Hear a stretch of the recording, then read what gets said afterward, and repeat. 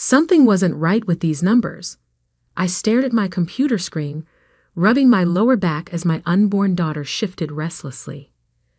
The quarterly financial reports from our Singapore office showed a pattern that made no sense, unless someone was deliberately obscuring transactions. I'm Rachel Chin, 34 years old, and until recently, I was the senior financial analyst at Global Dynamics Corporation, a position I'd held for 6 years. My specialty was identifying patterns in complex financial data, finding irregularities that others missed. It's what had earned me rapid promotions and the trust of our CFO, Marcus Thompson. At least, that's what I thought. "Rachel, you look troubled," Sarah whispered, peering over my cubicle wall. My closest friend at work, she'd been keeping an extra eye on me since I entered my 3rd trimester. "Is it the baby?" "No, it's these reports," I murmured, gesturing at my screen. "Look at these transfers. They're structured to appear routine, but the amounts don't match our typical operating patterns." Sarah frowned, her accounting background allowing her to quickly grasp what I was seeing. "How long has this been going on?" "At least 18 months, I replied, pulling up a spreadsheet where I'd been tracking the anomalies. Small discrepancies at first, easily dismissed as rounding errors or currency fluctuations. But they're getting bolder. This quarter alone, there's over $2.7 million that I can't properly trace. "Have you told Marcus?" I shook my head, one hand absently rubbing my swollen belly. "Not yet. I want to be absolutely certain before I raise any alarms. This kind of pattern usually indicates money laundering," Sarah finished quietly. "Rachel, be careful. Remember what happened to Jim in compliance when he started asking questions about the Dubai contracts." I remembered. Jim had been let go during a restructuring that somehow only affected his department. His replacement never followed up on his concerns. "I'll be fine," I assured her. "I'm due to start maternity leave in 3 weeks anyway. I just need to document everything properly first." That evening, I stayed late at the office, methodically copying files and taking screenshots of the suspicious transactions. My background in forensic accounting before joining Global Dynamics had taught me the importance of thorough documentation. Every anomaly was cataloged, every pattern noted, with timestamps and system logs to prove when I'd accessed the information. As I worked, my daughter kicked vigorously, as if sensing my tension. "Easy there, little one," I murmured. "Mommy just needs to finish this." I was so focused on my task that I barely noticed Marcus walking past my desk, stopping when he saw me still working. "Rachel, it's almost 8. You should be home resting." I quickly minimized my screens, smiling up at our CFO. In his mid-50s, Marcus had always projected a fatherly image, but something in his expression tonight made me uneasy. "Just wrapping up some quarterly analyses," I said casually. "Want everything organized before my leave starts." He nodded, but his eyes lingered on my computer screens. "Anything concerning?" "Nothing urgent," I lied smoothly. "Standard variance analysis." Good, he said. "Don't stay too late. Your health needs to come first right now." After he left, I quickly finished copying the last set of files to my personal encrypted drive. Something about Marcus's appearance had triggered my instincts. Why was he still here this late? His calendar had shown him in meetings off-site all afternoon. The next morning, I couldn't shake my sense of unease. I arrived early, planning to secure one final set of records, but my computer wouldn't boot up. System maintenance, our egg help desk, told me when I called. Several terminals are affected. should be resolved by afternoon. But when I tried to log into the financial system from Sarah's computer, my credentials were denied. "That's weird," Sarah said, watching me try again. "Want me to log in with my ID?" I started to answer, but a sharp pain cut through my lower abdomen. "Rachel?" Sarah's voice seemed to come from far away as another contraction hit. I gasped, "the baby has other plans." Everything happened quickly after that. Sarah called an ambulance while our office administrator notified my husband, James. By the time James met me at the hospital, I was already in active labor. 8 hours later, Emma Grace Chen came into the world, 3 weeks early, but perfectly healthy. In the joyful chaos of those first days with Emma, I almost forgot about the financial irregularities I'd discovered. Almost. But during late-night feedings, as I cradled my daughter, my mind kept returning to those numbers, to Marcus's odd behavior, to my mysteriously timed computer issues. I had just finished feeding Emma one morning, 18 days into my maternity leave, when my phone rang. Marcus's name appeared on the screen. "Rachel," he said, his voice professionally sympathetic. "I hope you and the baby are doing well." "We are, thank you," I replied, suddenly alert despite my exhaustion. "I'm calling because we've had to make some difficult decisions regarding departmental structure. In reviewing our operations, we've determined that your position has become redundant." The words hit me like a physical blow, but I wasn't entirely surprised. "I see," I said calmly, years of professional training keeping my voice steady. "And this couldn't wait until I returned from maternity leave." "The changes are effective immediately," Marcus continued, ignoring my question. "Given your years of service, we're offering 8 weeks severance, contingent upon signing a standard release agreement. HR will email the paperwork shortly." "What about my maternity benefits?" I asked, though I already knew the answer. "Unfortunately, those terminate with your employment, but COBRA information will be included in your packet."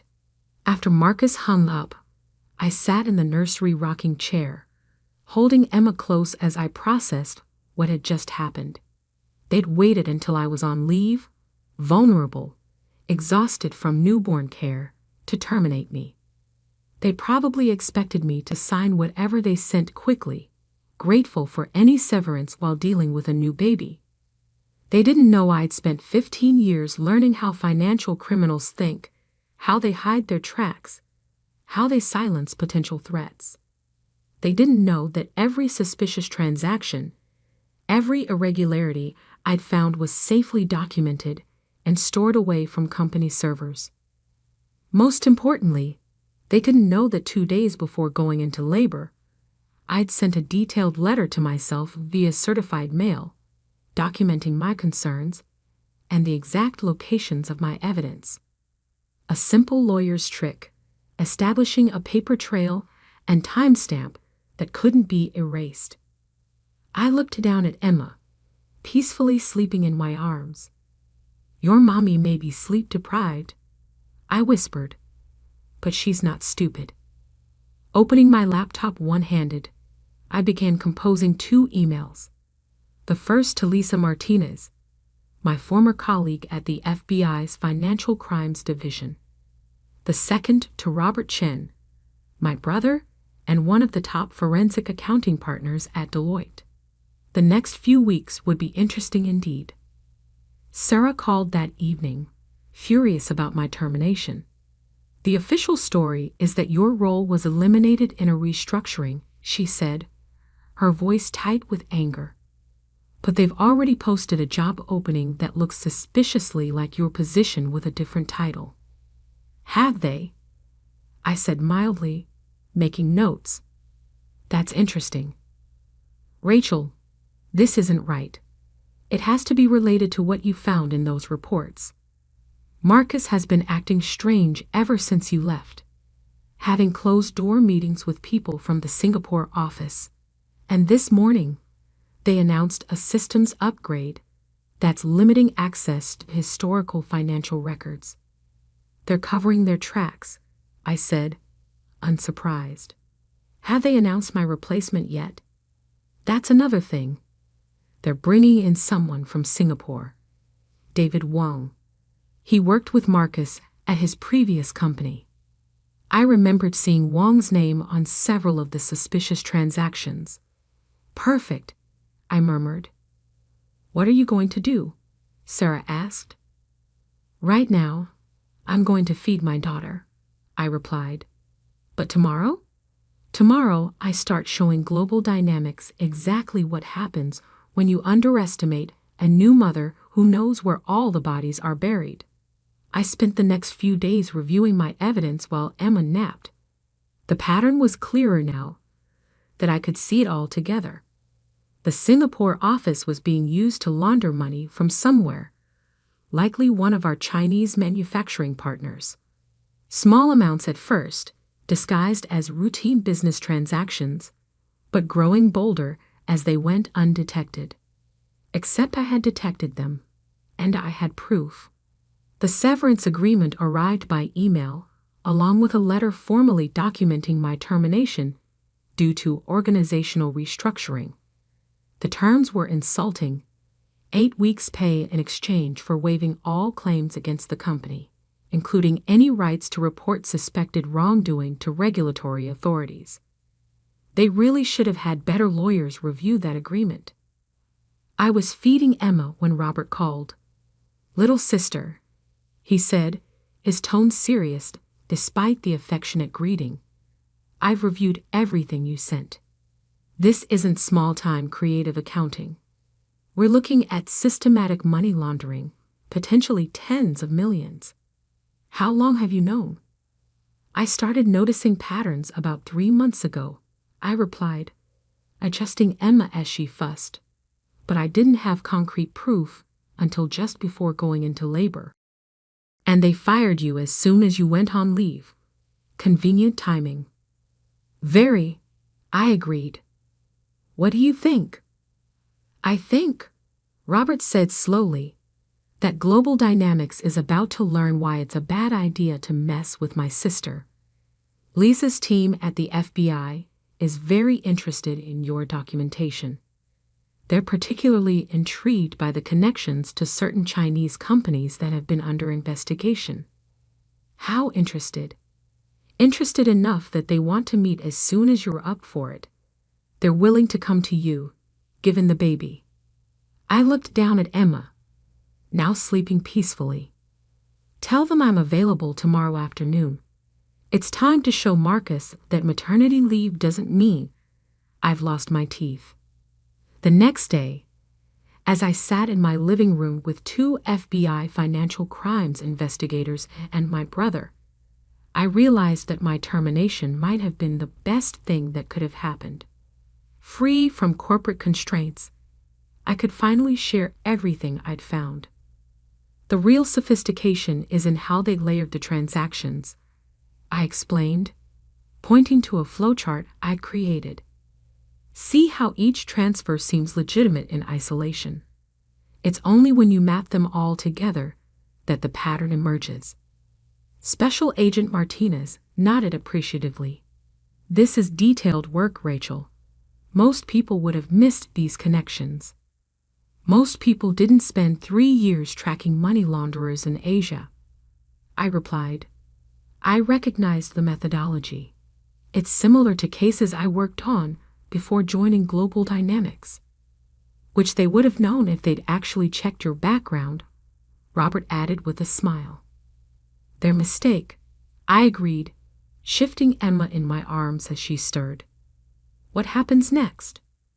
"We'll need to move carefully," Agent Martinez said. "We've been building a case against several of these Chinese companies for months. Your evidence could be the key to unraveling their entire network. But if Global Dynamics gets wind of the investigation too soon, they'll destroy evidence," I finished. "They're already trying." Sarah told me they're doing a systems upgrade that's limiting access to historical records. Classic covering of tracks, Robert muttered. We'll need to move fast. How would you like to handle this, Rachel? Agent Martinez asked. You could be a confidential informant, or we could take a more direct approach. I considered my options carefully. Part of me wanted to stay in the shadows, to let the FBI handle everything while I focused on my daughter. But another part, the part that had spent years building my career, that had worked through difficult pregnancies and morning sickness to earn my position, wanted justice. Direct approach, I decided. They tried to silence me by firing me when I was most vulnerable. I want them to know exactly who brought them down. Agent Martinez smiled. I was hoping you'd say that. We'll need you to do something that might feel uncomfortable. I raised an eyebrow. What did you have in mind? Sign their severance agreement. What? Robert interjected. That would waive her rights to. No, I interrupted, suddenly understanding. It wouldn't. That clause about reporting to regulatory authorities, it's unenforceable. Dodd-Frank specifically protects whistleblowers regardless of any severance agreements. Exactly, Agent Martinez confirmed. Sign it. Let them think you're cowed and desperate. Meanwhile, we'll set up surveillance and start following the money trail you've uncovered. I looked down at Emma, sleeping peacefully against my chest. How long do you need? Give us 2 weeks to get everything in place. Then we move. I nodded, a plan forming in my mind. 2 weeks is perfect. Just long enough for them to think they've won. Just long enough for Marcus to get comfortable. Just long enough, I thought but didn't say, to remind Global Dynamics that they should have checked exactly what I knew before trying to discard me. That evening, I signed the severance agreement and emailed it back to HR. Then I composed one more email to Marcus himself. Thank you for the opportunity to work at Global Dynamics, I wrote, keeping my tone professional and slightly desperate. I understand that business needs change. I appreciate the severance offer and hope we can maintain a positive professional relationship. Let him think I was backing down quietly. Let him think maternal exhaustion and financial pressure had defanged me. In 2 weeks, he would learn just how wrong he was. 2 weeks passed quickly in the haze of newborn care. Emma settled into a routine, giving me precious hours between feedings to refine my documentation and coordinate with the FBI team. Sarah kept me updated on developments at Global Dynamics, each piece of news confirming that we were on the right track. They're rushing through the system upgrades, she texted one evening. It is working overtime to migrate financial records. Everyone's locked out of the archives until it's complete. Perfect. They were doing exactly what we'd anticipated, creating an electronic trail of their attempts to hide evidence. Each deleted file, each modified record would only strengthen the case against them. David Wong, my replacement, had arrived from Singapore and immediately begun implementing new protocols for financial reporting. According to Sarah, he called an all-hands meeting to announce that historical records were being standardized to match international formats. He keeps emphasizing that any discrepancies we notice are just conversion artifacts, Sarah reported.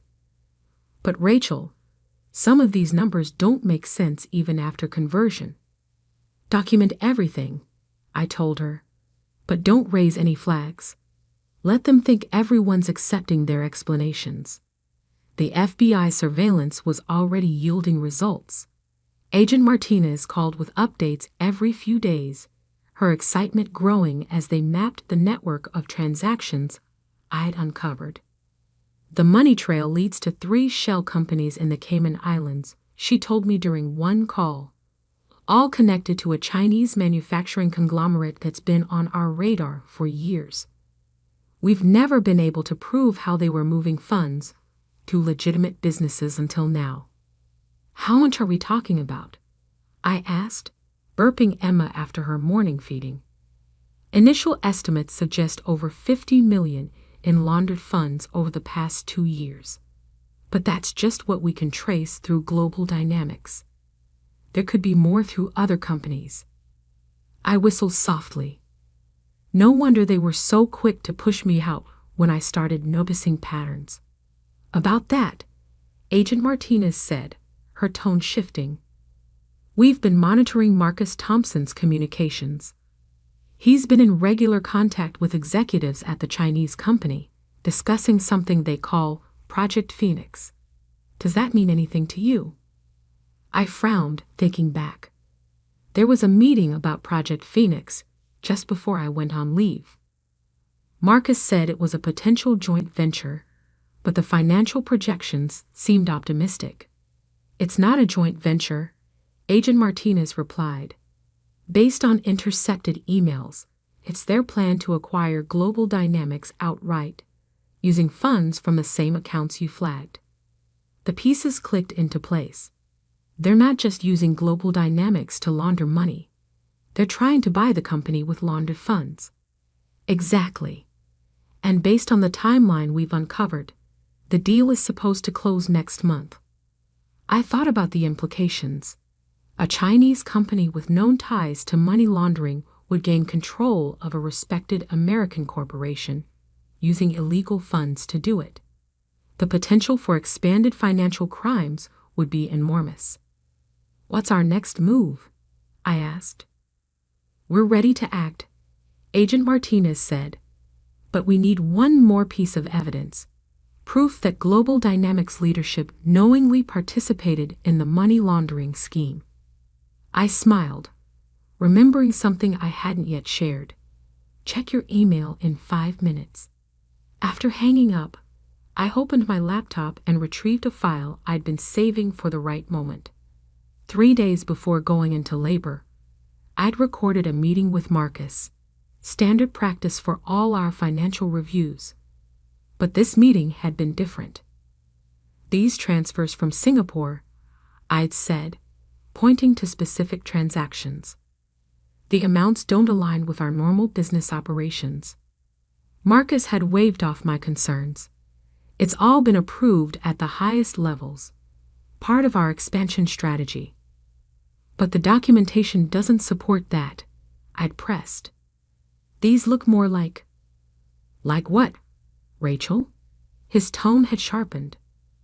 Like money laundering, I'd said directly. The patterns match known techniques for disguising the source of funds. Marcus had stared at me for a long moment before responding. You're very observant, Rachel. Too observant. Some things are better left unnoticed, for everyone's sake. It wasn't just a smoking gun, it was a confession. I attached the recording to an email and sent it to Agent Martinez. Her response came within minutes. This is exactly what we needed. Be ready tomorrow morning. And Rachel, you might want to watch the financial news. The next day, I was feeding Emma when my phone exploded with notifications. Global Dynamics stock had been suspended from trading pending a major announcement. Sarah called moments later. The FBI just walked into the office, she said in a rushed whisper. Dozens of agents. They're seizing computers and files. Marcus is being led out in handcuffs. I switched on CNBC just in time to see the breaking news banner. Global Dynamics CEO and CFO arrested in international money laundering investigation. The reporters were scrambling to piece together the story, but the basic facts were already emerging. A months-long FBI investigation had uncovered a massive money laundering operation involving Global Dynamics and several Chinese companies. Arrests were being made on both sides of the Pacific. My phone rang again. Agent Martinez. "Turn on the news," she said without preamble. "Already watching," I replied. "How's Marcus enjoying his new accessories?" "Not as much as he's going to enjoy what comes next. We're about to announce the role of a corporate whistleblower whose evidence broke the case. Ready to go public?" I looked down at Emma, who gazed back with her father's dark eyes. More than ready. The next hours passed in a blur. My name hit the news cycles by noon. By dinner, every major financial publication had the story. New mother uncovered $1 million money laundering scheme during maternity leave. The details captivated everyone. The pregnant analyst who spotted financial irregularities. The company that tried to silence her by firing her during maternity leave. The evidence she'd gathered before giving birth. Forums lit up with discussions about corporate ethics and women in finance. James came home early, bringing champagne he insisted I deserved, even if I was still nursing. To my brilliant wife, he toasted, who brought down an international crime ring while caring for our newborn. But the real satisfaction came the next morning when Robert called with an update from his contacts at Global Dynamics. The board called an emergency meeting, he reported. They're in full panic mode. The stock is going to tank when trading resumes. Marcus and the CEO are looking at serious prison time. And guess what they found in Marcus's emails? Tell me. Explicit discussions about firing you because you were getting too close to their scheme. He specifically mentioned timing it during your maternity leave when you'd be too overwhelmed to fight back. I laughed. How'd that work out for him? Not great, especially since those emails make it a clear case of wrongful termination and pregnancy discrimination on top of everything else. The board wants to settle. They're offering full reinstatement, back pay, accelerated stock options, and a promotion to VP of Financial Compliance. Not interested, I said immediately. I have other plans. Those plans had begun taking shape during my late-night feedings with Emma. The FBI cases had reminded me how much I'd enjoyed forensic accounting, tracking down financial criminals, bringing justice to sophisticated fraud schemes. Actually, I said to Robert, I've been thinking about starting my own firm, specializing in forensic accounting and fraud detection. Think Deloitte might be interested in a partnership. Are you kidding? After this case? Every major firm in the country will be calling you. He was right. By the end of the week, I had meetings scheduled with 3 of the Big 4 accounting firms, all interested in establishing forensic accounting partnerships. The SEC had reached out about consulting on complex fraud investigations, and 2 universities wanted me to guest lecture on financial crimes detection. But the most satisfying call came from Lisa at the FBI. The U.S. Attorney's Office wants to talk to you, she said, about testifying against Marcus and the others. When? Next month. They're particularly interested in how you identified the money laundering patterns. And Rachel? They're very aware that you did most of this work while preparing for maternity leave. I smiled, watching Emma sleep in her bassinet beside my desk. Tell them I'm happy to help. I'll just need breaks for feeding the baby. Of course, Lisa laughed. We wouldn't want your daughter to miss watching her mother take down an international crime ring. The headlines continued for weeks. Global Dynamics stock plummeted when trading resumed. The Chinese company's executives were arrested in Hong Kong. David Wong was caught trying to flee to Malaysia with a hard drive full of incriminating documents. Marcus and the CEO were looking at decades in federal prison for money laundering, securities fraud, and conspiracy. The evidence I'd gathered, combined with the FBI's broader investigation had created an airtight case. Sarah called one evening, still processing everything that had happened. "The office is chaos," she reported. "Internal auditors everywhere, external investigators combing through every transaction. And you know what's crazy? They found even more suspicious patterns once they started really looking. This thing is bigger than anyone realized." "House morale?" I asked, genuinely curious about my former colleagues. "Mixed. Some people are scared about their jobs. Others are angry they were deceived. But mostly, people keep talking about you. How you figured it all out while you were pregnant.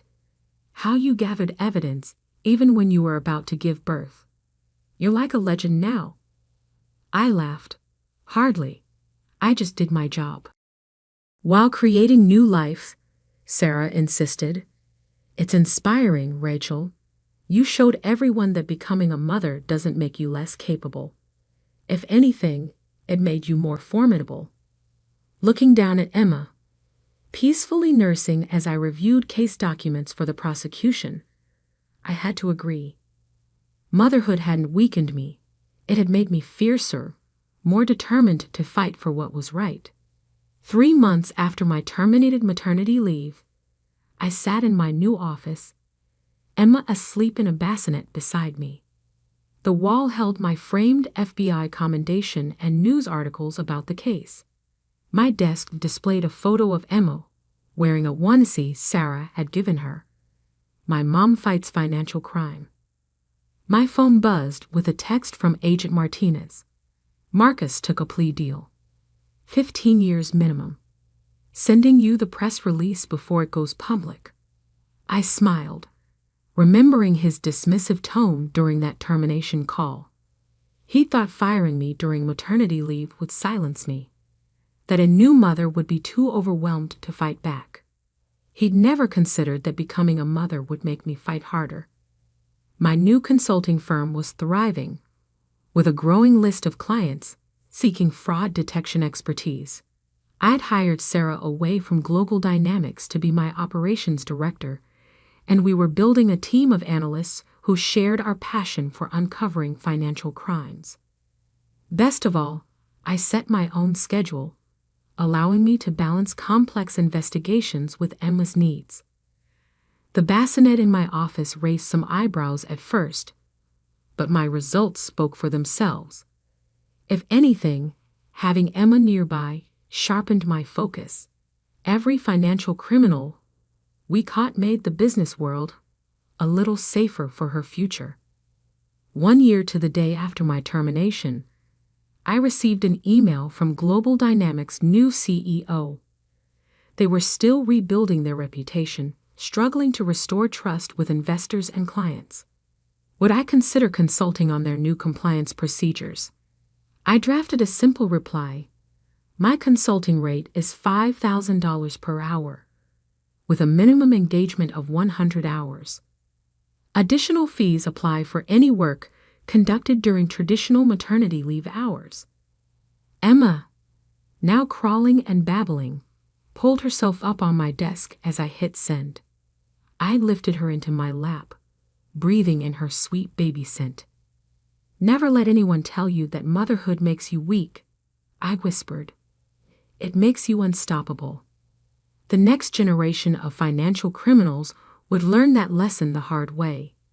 They'd learn that underestimating a mother's strength, determination, and capacity for justice was a very expensive mistake. And if they didn't? Well, Emma would be old enough for show and tell soon. Maybe she'd like to visit Mommy's office and watch another corporate criminal learn that vital lesson. After all, the best revenge isn't just exposing the truth. It's teaching our daughters that they never have to choose between motherhood and justice. They can deliver both, sometimes even during maternity leave.